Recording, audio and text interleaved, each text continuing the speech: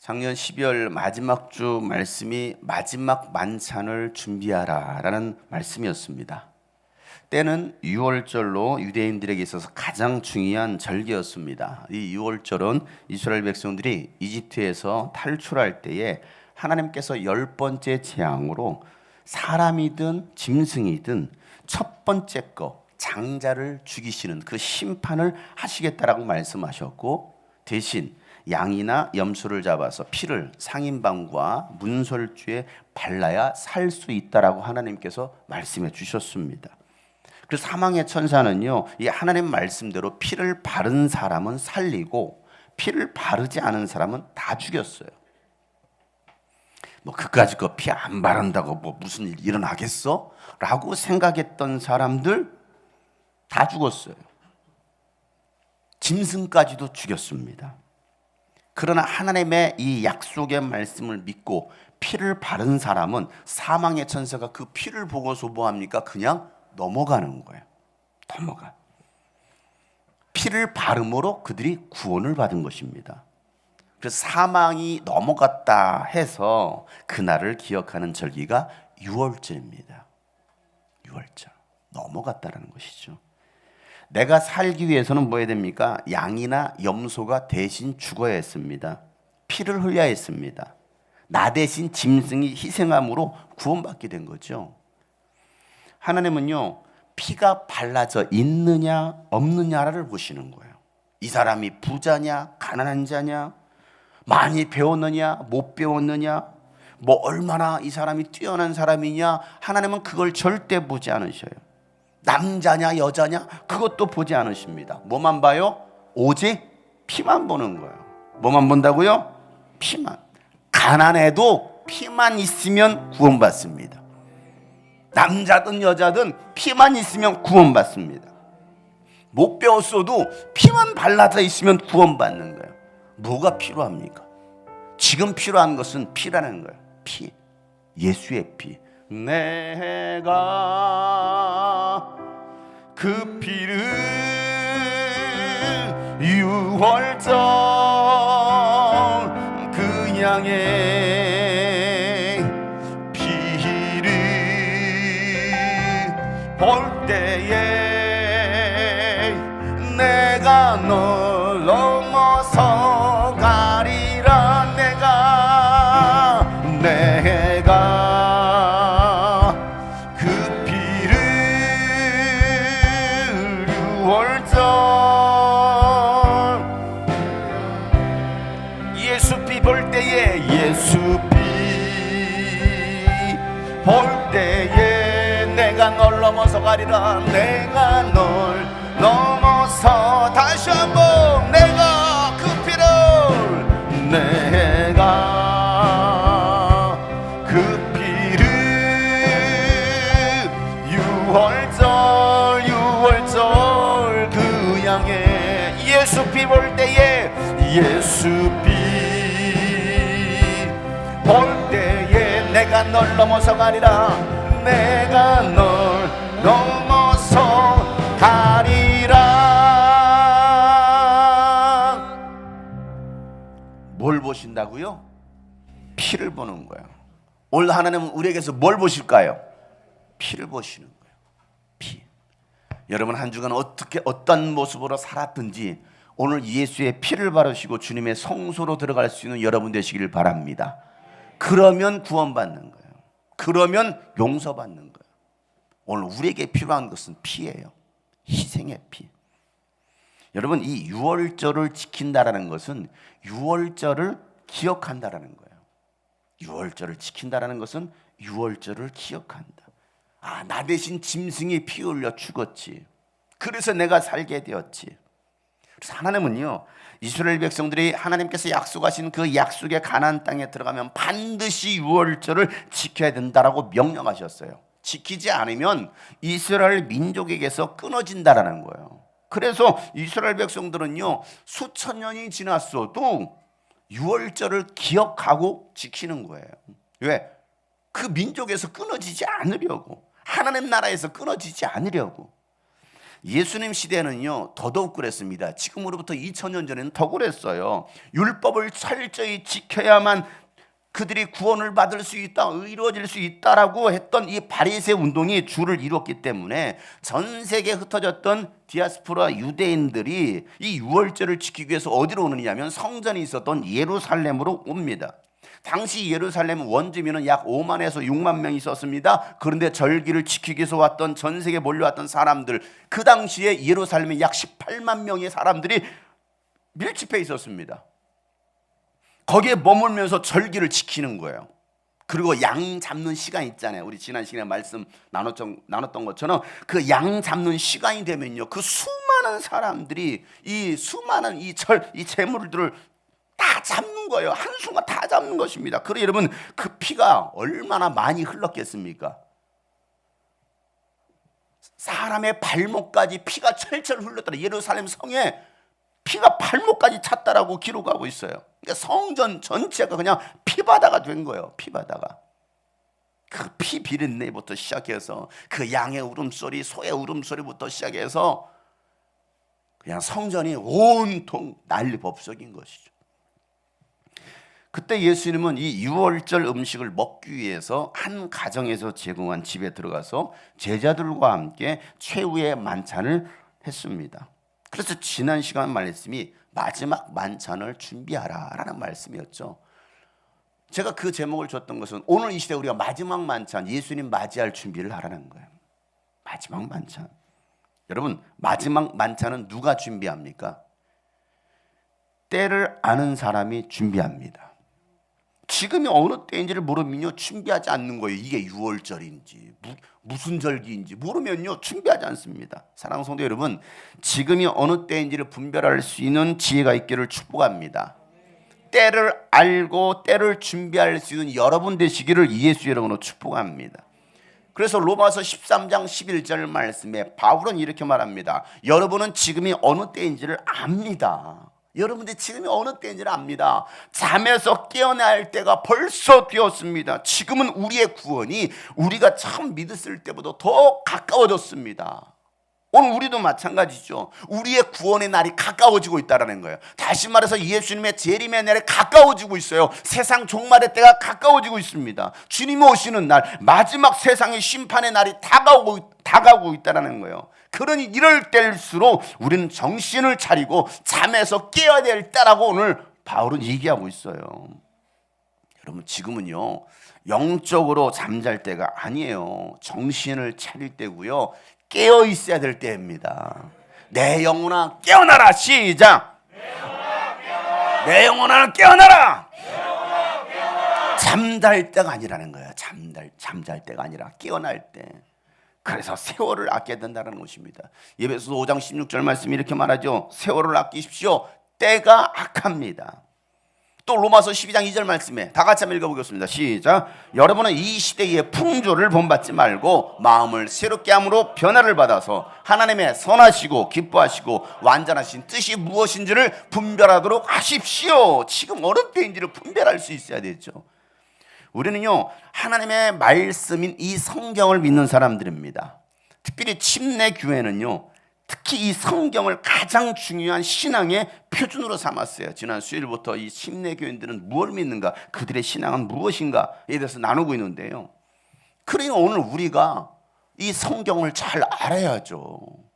잘 알아야죠. 성경은요 과거와 현재, 미래까지도 다 기록하고 예언해놨습니다. 32,500개나 되는 예언이 이 성경에 기록되어 있는데요, 이 성경들이 이루어졌고 또한 이루어질 것입니다. 그러니 여러분이 성경을 읽으면 과거가 보여요. 또 현재도 보이고요, 미래까지 볼 수 있는 게 이 성경이에요. 그러니까 우리가 지금 어느 시대에 내가 살고 있나, 지금 어느 시대까지 왔는지를 알려면 뭘 봐야 돼요? 성경을 봐야죠. 왜? 성경 속에 다 기록되어 있으니까. 미래까지도, 세상 끝날까지도 다 기록되어 있다니까요. 작년 11월 뉴욕에 있는 유엔 본부 광장에 한 동상이 세워졌습니다. 이 동상의 이름은요 국제 평화와 안전의 수호자였어요. 그런데 문제는요 이 동상의 형상이 성경의 마지막 때에 나타날 짐승의 모양과 같다라는 거예요. 자, 생김새가 어떻습니까? 얼굴은 사자 같고요. 또 표범 같기도 해요. 날개는 독수리의 날개를 가지고 있어요. 뭐 등과 꼬리는요, 용의 꼬리를 하고 있고요. 발은요, 곰발 같아요. 색깔은 어떻습니까? 빨주노초 파남보 동성애를 상징하는 무지개 색깔을 넣고 있습니다. 저 동상이 뭘까요? 그것도 유엔 본부 앞에. 다니엘은요, 꿈과 환상으로 놀라운 장면을 목격하면서 성경을 기록하는데 다니엘서 7장에 보면 기록되어 있습니다. 2절부터 7절 말씀 한번 다 같이 한번 천천히 읽어볼까요? 다음은 다니엘이 한 말이다. 내가 밤에 환상을 보았는데 동서남북 사방에서 하늘로부터 바람이 큰 바다에 불어닥쳤다. 그러자 바다에서 모양이 서로 다른 생긴 큰 짐승 4마리가 올라왔다. 첫째 짐승은 사자와 같이 보였으나 독수리의 날개를 가지고 있었다. 내가 살펴보고 있는 동안에 그 날개들이 뽑혔다. 그 짐승은 몸을 일으키더니 사람처럼 발을 땅에 디디고 섰는데 사람의 마음까지 지니고 있었다.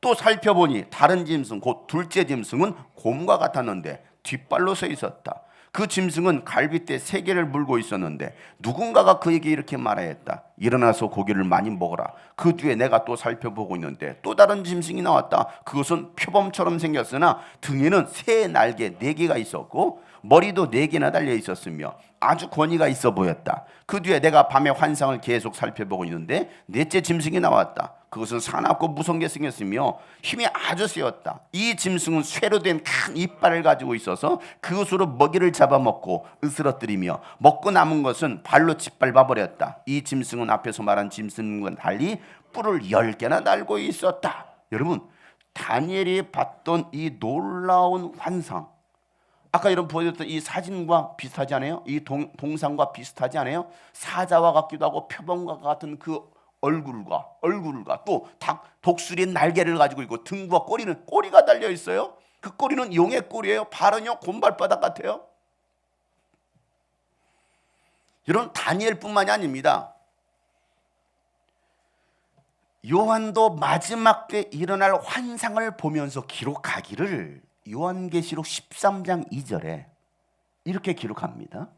요한이 봤던 환상 다 같이 읽어보겠습니다. 시작. 내가 본 그 짐승은 표범과 비슷한데 그 발은 곰의 발과 같고 그 입은 사자의 입과 같았습니다. 그 용이 자기 힘과 왕위와 큰 권세를 이 짐승에게 주었습니다. 이렇게 말하고 있어요. 자, 다시 사진 보세요. 요한이 봤던 이 짐승 표범과 비슷하고 발은 곰의 발 같고 입은 사자의 이빨이 확 튀어나와 있습니다. 왜 이 동상이 갑자기 나왔을까요? 여러분, 갑자기입니까? 사단인 용이 자기의 능력과 보좌와 큰 권세를 그 짐승에게 주었다는 거예요. 그리고 그 짐승은 세상에 드러나게 될 최고의 권력기관이나 권력자들이 될 겁니다. 아직은 모르죠. 왜? 만들어가고 있으니까. 그러나 서서히 나타나고 그들의 정체가 나타나고 있습니다. 여러분, 그들이 무슨 일을 할까요? 무슨 일을 할까요? 성경은 기록하고 있어요. 자, 6절에서 그들이 하는 일을 10절까지 기록하고 있습니다. 다 같이 읽어보겠습니다. 시작. 그 짐승은 입을 열어서 하나님을 모독하였으니 하나님의 이름과 거처와 하늘에 사는 이들을 모독하였습니다. 그 짐승은 성도들과 싸워서 이길 것을 허락받고 또 모든 종족과 백성과 언어와 민족을 다스리는 권세를 받았습니다. 그러므로 땅 위에 사는 사람 가운데서 죽임을 당한 어린 양의 생명책에 창세 때부터 이름이 기록되어 있지 않은 사람은 모두 그에게 경배할 것입니다. 귀가 있는 사람은 들으십시오. 사로잡혀 가기로 되어 있는 사람이면 사로잡혀 갈 것이요, 칼에 맞아서 죽임을 당하기로 되어 있는 사람이면 칼에 맞아서 죽임을 당할 것이다. 여기에 성도들의 인내와 믿음이 필요합니다. 자, 이 짐승이 뭐 한다고요? 하나님을 비방하고 하나님의 이름을 비방하고 또 예수를 믿는 이 성도들과 싸우게 될 거래요. 싸우게 될 거다. 예수 믿는 사람들과. 그리고 생명책에 기록되지 못한 사람들은 그 짐승에게 경배하게 될 거다라고 예언하고 있습니다. 귀 있는 자는 들을 것이다라는 거예요. 귀 있는 자는 들을지어다. 오늘 여러분도 듣고 깨달을 수 있기를 바랍니다. 그러니까 여러분 지금 졸 때가 아니에요. 정신을 차리고 말씀을 들을 때예요. 사로잡혀 갈 사람은 사로잡혀 갈 것이고 칼에 죽을 자는 마땅히 칼에 죽게 될 것이다라는 거예요. 그런 시대가 될 때에 성도들에게 필요한 것은 뭐라는 거예요? 인내와 믿음이다 라고 말하고 있어요. 인내와 믿음이 없으면 이겨낼 수 없다라는 거예요. 믿음을 지키기 위해서 뭐 죽든지, 그죠? 칼에 맞아 죽든지, 아니면 배교하고 예수 부인하고 믿음에서 떠나서 짐승에게 경배하든지 둘 중에 하나가 될 것이다라고 성경은, 요한은 분명히 말하고 있습니다. 더 놀라운 것은요, 그 다음 구절부터 나와요. 더 놀라운 거. 자, 15절부터 18절 말씀인데요. 다 같이 한번 읽어보겠습니다. 시작. 그리고 둘째 짐승이 능력을 받아서 첫째 짐승의 우상에게 생기를 넣어주고 그 짐승의 우상으로 하여금 말을 하게 하고 또 우상에게 경배하지 않는 사람은 모두 죽임을 당하게 했습니다. 또 작은 자나 큰 자나 부자나 가난한 자나 자유인이나 종이나 할 것 없이 다 그들의 오른손이나 이마에 표를 받게 하였습니다. 누구든지 이 표를 가진 사람, 곧 그 짐승의 이름이나 그 이름을 나타내는 숫자로 표가 찍힌 사람이 아니면 아무도 팔거나 사거나 할 수 없게 하였습니다. 여기에 지혜가 필요합니다. 지각이 있는 사람은 그 짐승을 상징하는 숫자를 세어 보십시오. 그 수는 어떤 사람을 가리키는데 그 수는 666입니다. 여러분, 이 말씀이 놀랍지 않아요? 작은 자나 큰 자나 부자나 가난한 자나 자유인이나 종이나 할 것 없이 오른손이나 이마에 표를 받게 하고 이 표를 가진 사람 외에는 매매를 못하게 할 것이다 라고 말하고 있어요. 그 짐승의 수는 666이라는 거예요. 우리 교회 뒤편에 한 상가가 들어섰는데요, 그 상가 햄버거 가게 이름이 666 햄버거입니다. 왜 그런 이름을 쓸까요? 모양도 뭐 이게 뿔 달린 사탄의 모양처럼 해서 666 햄버거라고. 한번 사서 드셔보세요. 여러분, 지금 우리가 이 시대에 살고 있지 않나요? 과거에는 이 말씀이 뭐 언젠가 이런 때가 올 거야, 우리는 그러니까 정신 차려야 하는데, 여러분 지금 그 시대가 온 거 아니에요? 백신 접종하지 않으면요 시정도 못 들어가요. 입구에서 통제합니다. 식당도 들어갈 수 없고요, 들어갔다가도 쫓겨나요. 백신 맞이 안 했다라고. 이제는 학교도 갈 수 없습니다. 2월이 지나고 나면 학교도 갈 수 없어요. 지금 그 시대에 우리는 살고 있습니다. 우리나라뿐만입니까? 전 세계가 그렇게 움직이고 있습니다. 놀라운 것은 전 세계가 이렇게 움직이고 있다는 거예요. 여러분, 코로나를 통제하는 것이 아니라 지금 사람을 통제하고 있습니다. 법원에서는요, 지난주 정부의 정책이 불법이라고 판결했어요. 이 백신 패스제는 불법이다. 인간의 가장 기본적인 기본권이 이 자유권을 침해하는 것이다 라고 불법으로 판결했습니다. 그런데 정부는 어떻습니까? 이 백신 패스제를 모든 국민에게 적용시키려고 지금 더 열을 올리고 있습니다. 또 법원과 또 싸우고 있어요. 아니다, 우리는 코로나 억제하기 위해서 하는 것이다 라고 말하면서, 여러분, 왜 이런 일들이 지금 우리 삶 속에서 일어나고 있을까를 우리는 알아야 돼요. 귀 있는 자는 들을지어다. 더 자세하게 이해하지 않겠어요? 귀 있는 자는 깨달을지어다. 여러분, 우연의 일치입니까? 뭐 백신 맞지 않으면 활동이 어려워지잖아요. 생계 자체가 안 될 수도 있어요. 직장도 못 다니고요. 앞으로 어떻게 하시겠어요? 생계를 위해서 그들이 움직이는 이 조직에 여러분 들어가야 되는 거 아니에요? 그럼 이 말씀대로 되겠죠. 목사님, 어쩔 수 없잖아요. 맞아요, 이렇게 써 있어요. 어쩔 수 없게 될 거라고. 그 중에 우리는 뭐 해야 된다는 거예요? 선택해야 된다는 거예요. 오늘 이 말씀도 또 유튜브에서 걸러질지도 모르겠네요. 요즘 제가 유튜브에 설교할 때마다 이런 얘기 많이 하면요, 유튜브에서 자동 걸러내시더라고. 아예 바로 걸러냅니다. 국민들의 혐오감을 조성한다고. 동성애 요 단어가 나오면 바로 걸러집니다. 우리는 이런 감시 속에 살아가고 있어요. 통제받고 있습니다. 여러분 모르시죠? 여러분 핸드폰, 스마트폰 다 통제받고 있습니다. 여러분의 GPS, 여러분 어디에 가 있는 다 기록되고 있어요. 어느 순간인가 여러분 갑자기 여러분 잡아갈지도 몰라요. 왜? 여러분의 모든 정보가 다 들어있으니까. 여러분이 알지 못하는 슈퍼컴퓨터에 여러분의 모든 사항들, 인적 사항부터 시작해서 이런 모든 활동 사항까지, 여러분의 취미생활, 지금 누구를 어떤 남자를 만났는지 다 기록되어 있어요. 무서운 시대에 살고 있어요. 여러분들은 전혀 못 느끼고 있지만 이미 여러분에 대해서 모든 뒷조사는 다 끝났어요. 이게 뭐예요? 코로나예요. 중국이 참 잘 만들었죠. 잘 퍼뜨렸죠. 전 세계에. 그리고 모든 조직은 함께 여기에 집중해서 움직이고 있습니다. 여러분, UN 본부 앞에 세워졌던 저 이상한 동상은요, 지난달 철거되었어요. 그 동상의 이름이 뭐였다고요? 국제 평화와 안전의 수호자입니다. 국제 평화와 안전의 수호자. 평화와 안전의 수호자.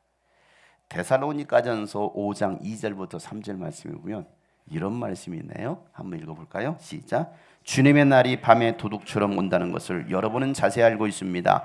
사람들이 평안하다, 안전하다 하고 말할 그때에 아기를 뵌 여인에게 해산의 진통이 오는 것과 같이 갑자기 멸망이 그들에게 닥칠 것이니 그것을 피하지 못할 것이다. 여러분, 평화와 안전의 수호자라는 이름으로 세상을 지배하려고 하고 있는데, 야, 편안하다, 평안하다, 안전하다 할 그때가 오면 종전선언으로 평화의 시대가 왔다라고 속일 겁니다. 평안하다, 안전하다 할 그때에 멸망이 갑자기 닥칠 것이다. 그러니 우리는 어떻게 됩니까, 여러분?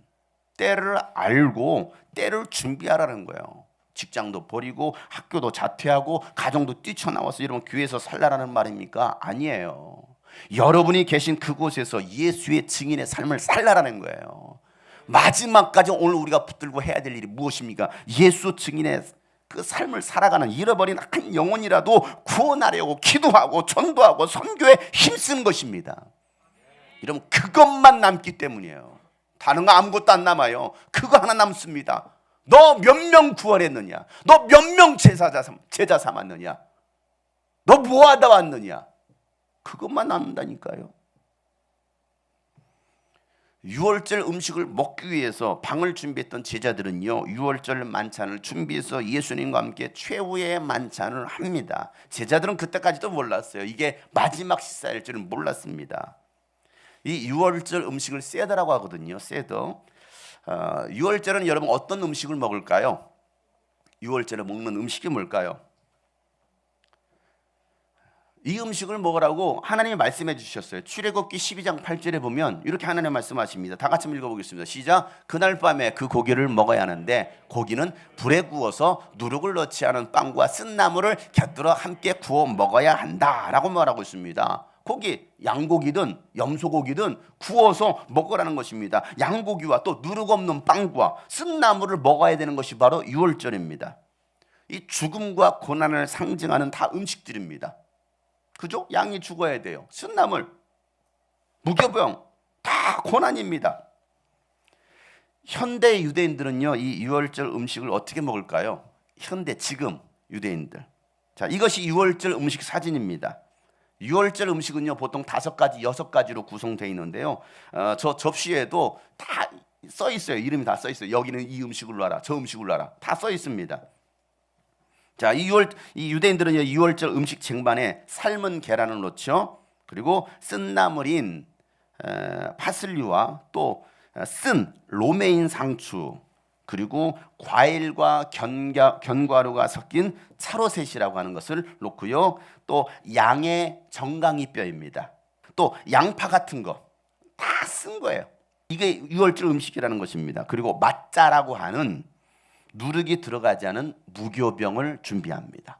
예수님은요, 이 제자들과 함께 이 마지막 유월절 음식을 드시는 거예요. 마지막 식사 시간. 여러분 같으면 여러분 어떤 마음으로 만찬에 임하시겠어요? 오늘 점심 식사가 여러분 마지막 식사예요. 마지막 식사라고요. 근데 여러분은 그것이 마지막 식사인지 모르고 먹는 거예요. 저는 알아요.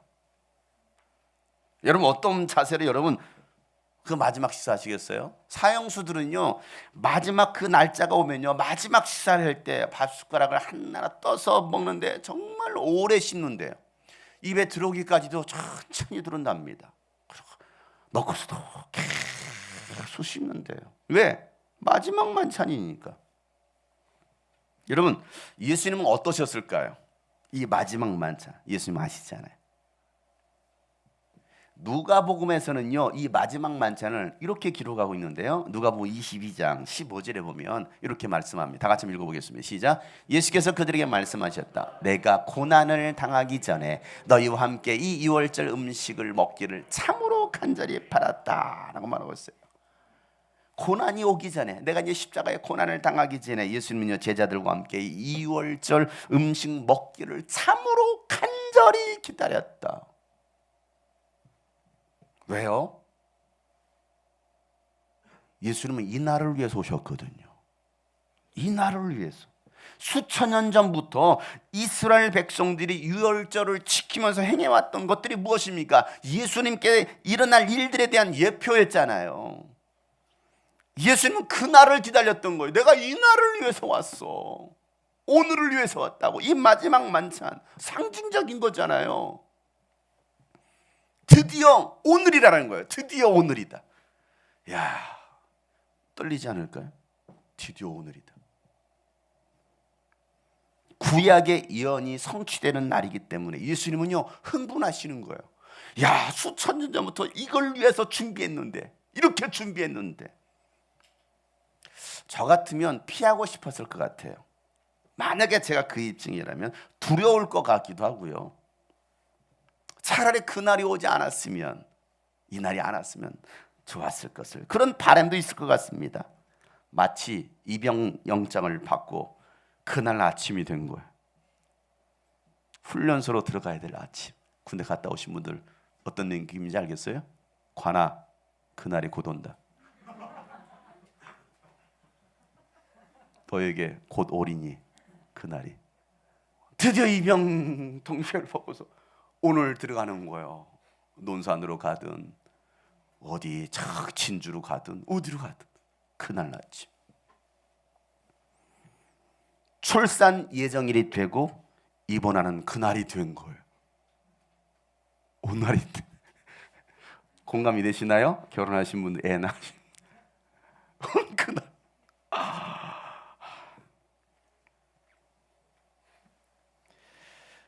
여러분들은 어떤 날이 오기를 간절히 바라시나요? 어떤 날이 오기를 간절히 바라셔요? 쨍하고 뱃들 날, 그날이 오길 바라시나요? 아유, 올해는 좀 쨍하고 뱃들 날이 왔으면 좋겠다.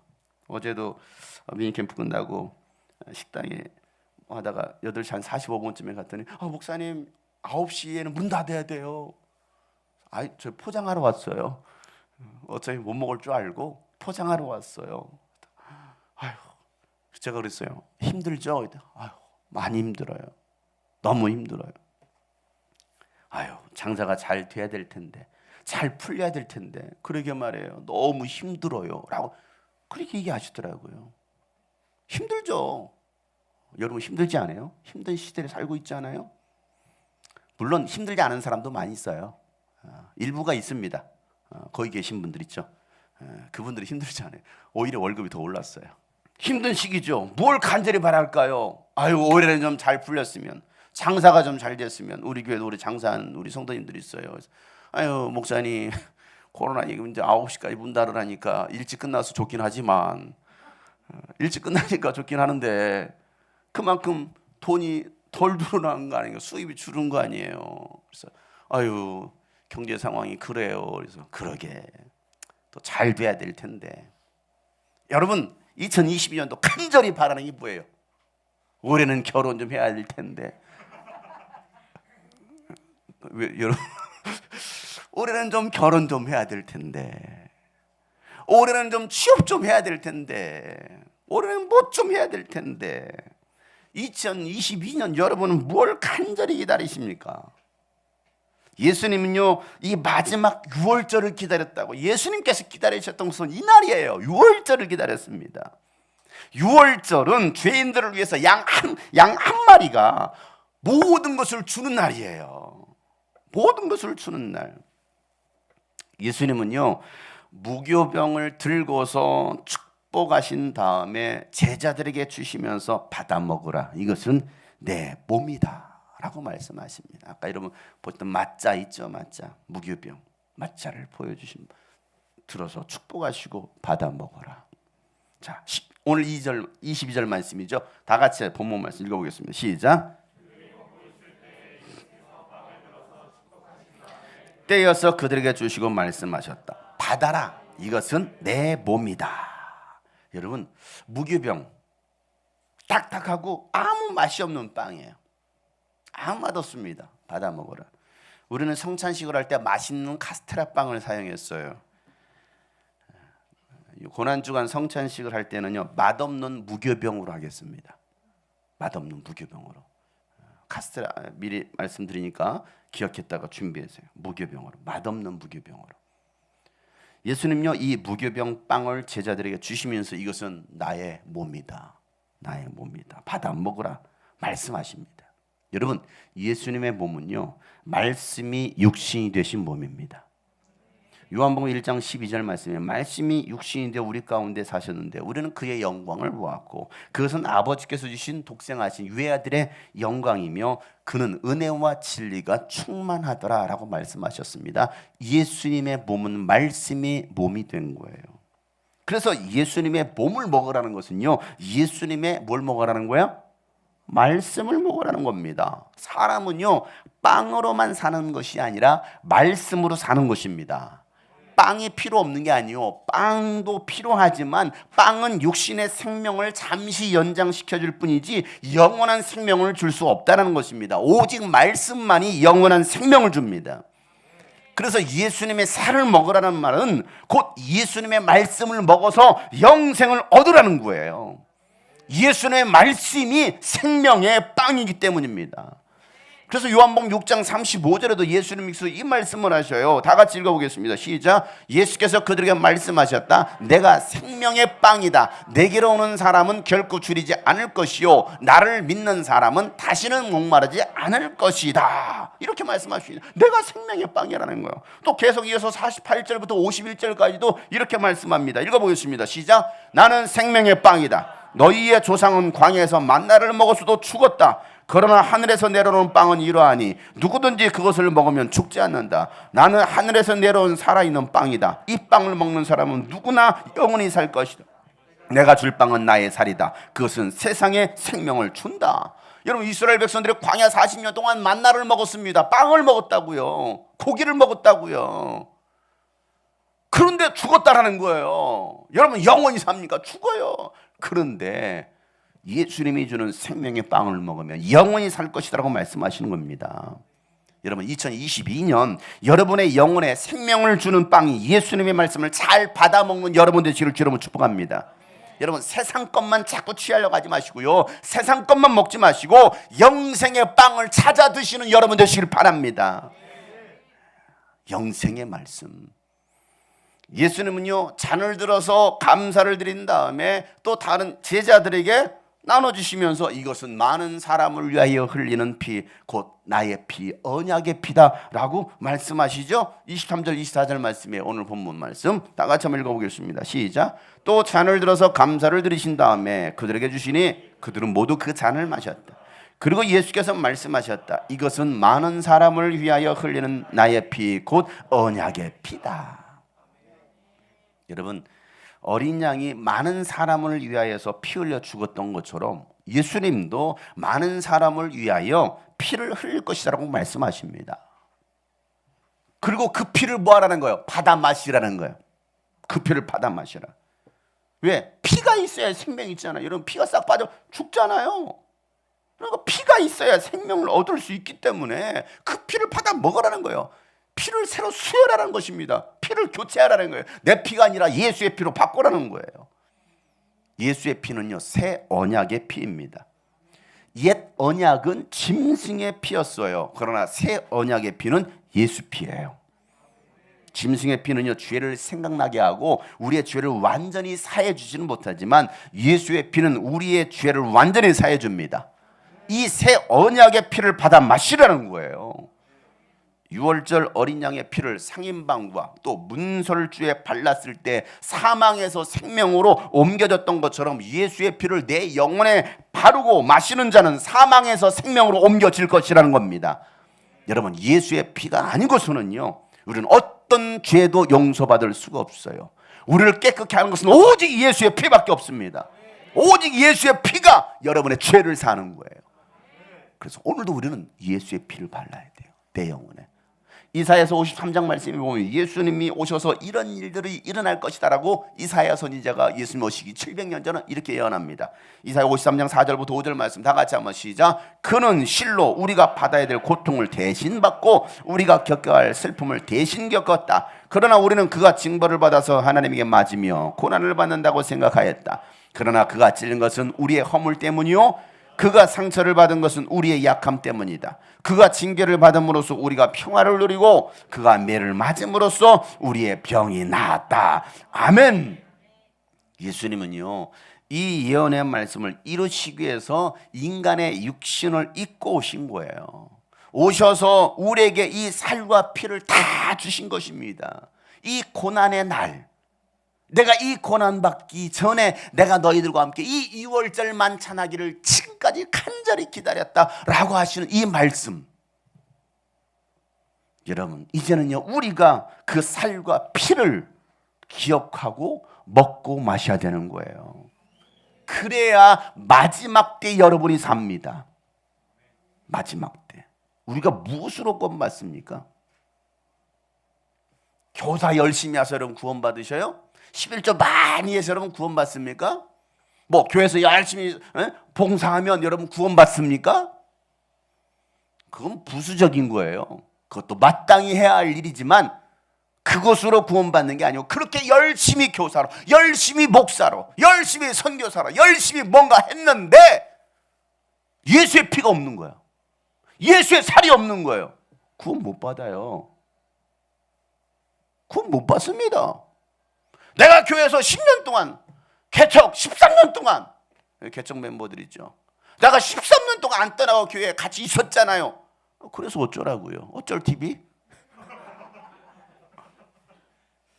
어쩌라고요? 예수의 피가 발라져야 되는데.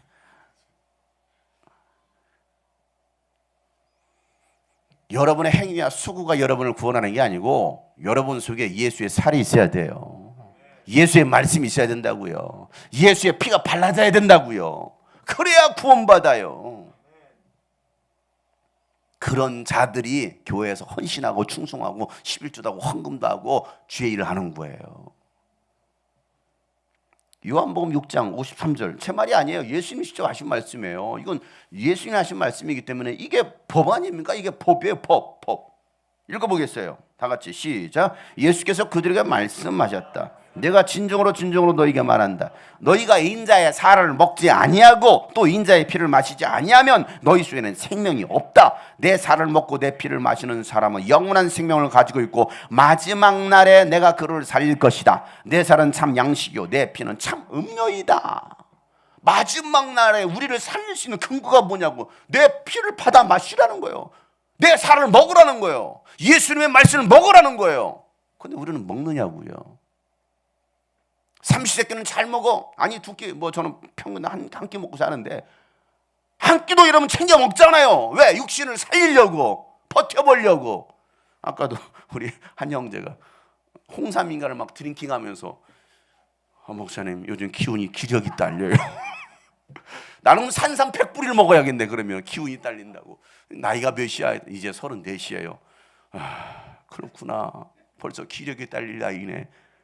그래서 이 기력을 살리려고 해서 홍담도 마시는데 하물며 내 영혼의 기력이 어떻느냐고요. 여러분의 영혼의 기력.